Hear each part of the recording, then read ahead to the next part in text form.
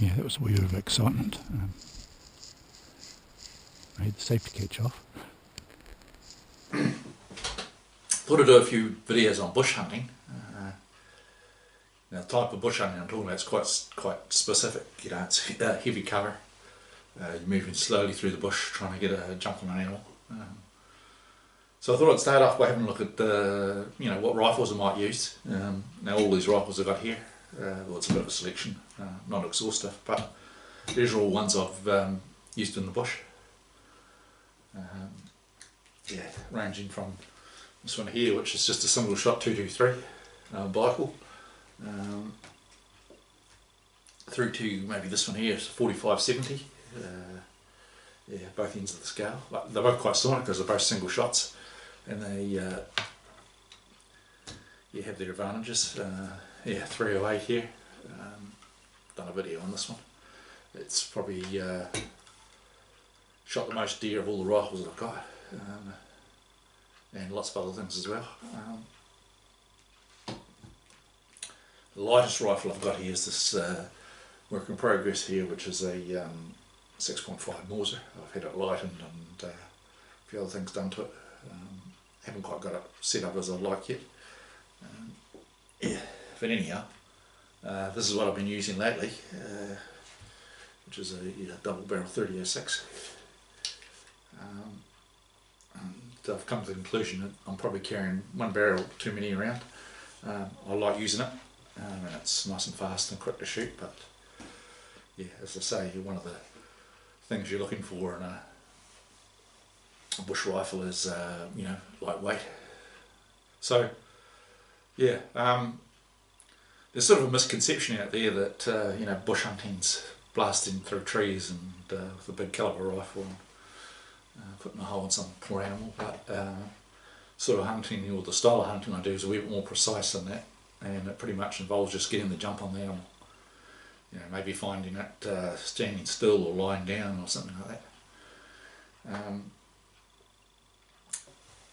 What are the attributes of a good rifle? Well, for a start, it has to be quiet, which may include things like the safety catches. So you don't want to, when you're 500 metres back from an animal, it doesn't matter whether your safety catch makes any noise or not. But when you're 5 metres away, you don't want a bit of a kick like that. So I had a bit of an episode the other day where I managed to get the jump on the animal, and I was probably 5 metres away from it. Saw it at the corner of my eye, and as I turned around, I flicked the safety catch off and the deer was gone. I managed to stalk right up into it, and it was still sitting down sleeping. So yeah, and quietness also may mean that some of the plastic or carbon fibre stocks, especially the early ones, the fiberglass ones, could be a bit rattly when you're pushing through scrub and stuff. So what you're actually trying to avoid is the unnatural sounds, the metallic sounds and the plasticky sounds and that kind of thing. The other thing that can sometimes let you down a wee bit is the sling swivels flapping around like that. So just consider that kind of thing. As I say, if I was to pick a rifle, all of these are, as I say, light enough. The heaviest one's 4 kilos, which is probably a wee bit heavy. The lightest one's about 3 kilos. Now, there's a lot of talk around about what calibre rifle to use, and you know what, it doesn't actually matter that much, because most of the animals you're shooting are sort of a maximum of maybe 50 metres away, but more likely to be 20 or 30. So my advice would be avoid the Magnum calibers. You don't need a 300 Winchester or something like that, and also avoid the really fast calibers like the 22-250 and that kind of thing. They had a 243 AI for a while, and it certainly flattened things when you hit it if you did, everything went right, but it was quite unreliable in its killing. The other thing I'd say about calibers is, as you get down in caliber, down to a 223 or 243 or even the 6.5, you've got to be a bit more careful about what your bullet selection. When you're dealing with the 308 or the 3006 for shooting deer, whatever 30 caliber bullet you use, it's probably going to do the job for you. Although personally I try to avoid things with plastic tips. I'm sort of a bit of a fan of the old traditional soft nose bullet that mushrooms a wee bit, stays in one place, makes a hole through the animal. So I mean, people get all bent out of shape about calibers and stuff like that. But if you're a learner hunter or just new to bush hunting, probably avoid 223 and that kind of thing. But also don't get a caliber that's kicked so hard that all you can think about when you're lining up an animal is whether it's going to break your shoulder or not. So all I would say is you really need a rifle that you're comfortable with, and is quiet, and a caliber that not going to beat you about too much. Yeah, there's no one best caliber, but if you started with something like a 308, as long as the rifle was reasonably heavy, you don't want a lightweight rifle. I've seen people with just even calibers like the 7mm08, an ultra light rifle, develop quite bad flinches and stuff. So all I'd really say is, when you're lining up an animal, the only thing you want to be thinking about is the animal and not about your rifle. Yeah. Probably the other thing that people consider when they're setting up a bush rifle is to have a scope or not have a scope. I do have some opinions about that. In reality, a famous person once was asked, should I scope my rifle or not? And his answer was, 90% of the time the scope's a help, 10% of the time it's a hindrance. But then he qualified that by saying, 95% of the time your rifle's a bit of a hindrance too. So yeah, I think for young people, if you can use open sights, that's fine. But the scope does help a bit with identification. Now, again, you don't have to get too bent out of shape about what particular scope you've got. Most of these rifles have got 3 to 9s on them, with the exception of this one, which has got a 2 to 7. But in reality, when you go into the bush, you just set the scope on the lowest setting and just leave it there.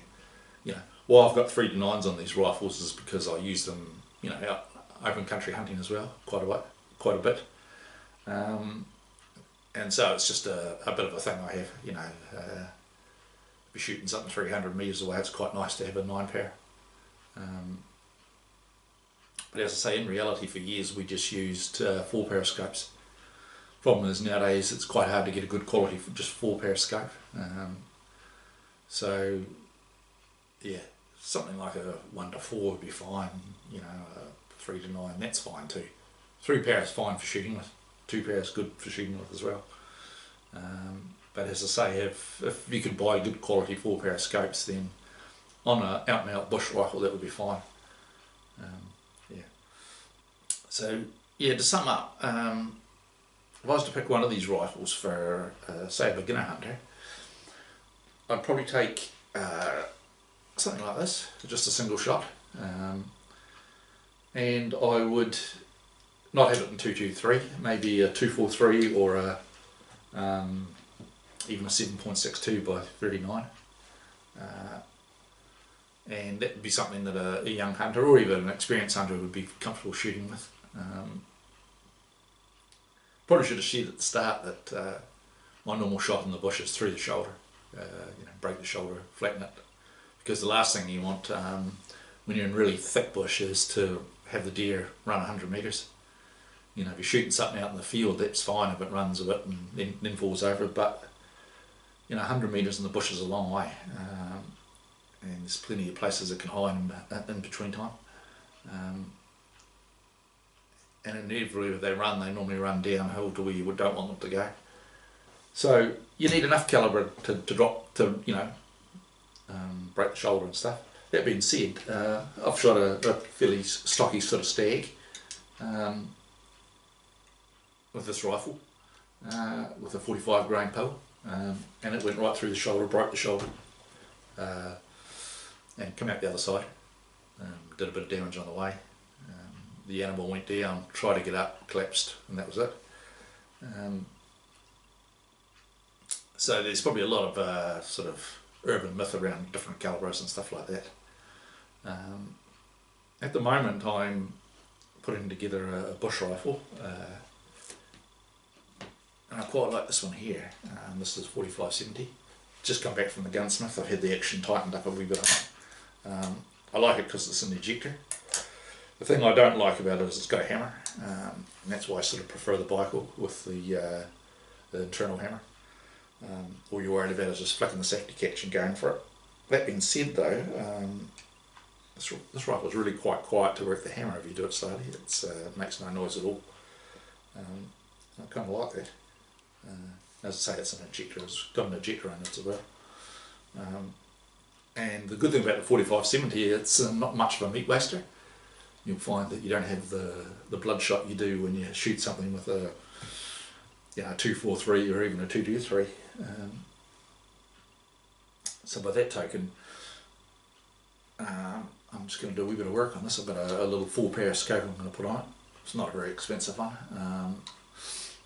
And the other thing I probably should have mentioned is when I do bush hunting with a rifle, I usually take the sling off, just so it doesn't catch on stuff.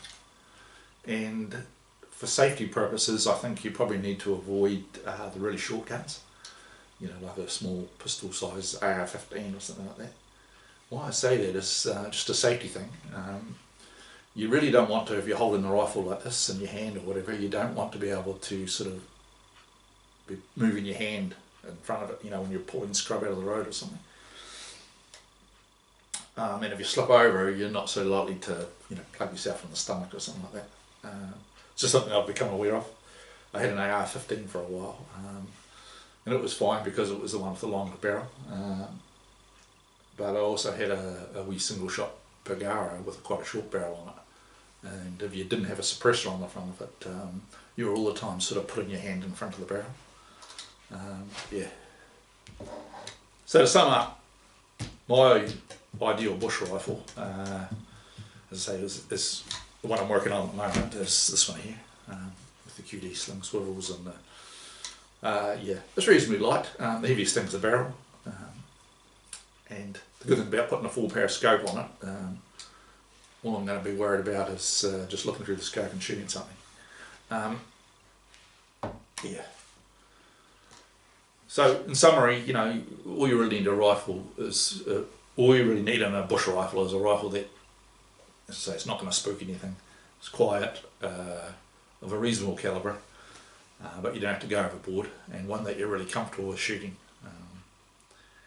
That's the main thing, and what I would actually recommend before you go into the bush blasting away at animals is to take your bush rifle out, on a farm or out in the open somewhere. Do a bit of hare shooting or something like that, just so it becomes an extension of your hand, I suppose you could say, and you become really comfortable using it. There's enough to worry about when you're bush stalking, so you don't want to be worrying about your rifle. This is what I've come up with for a rifle to use for the next couple of months, doing a bit of bush stalking and stuff. It's just about all ready to go. I've just got to sight it in, get out to the range and put a few shots through it. I hope it's accurate. I used to use it with it was a 420 grain cast bullet, and it used to be really good.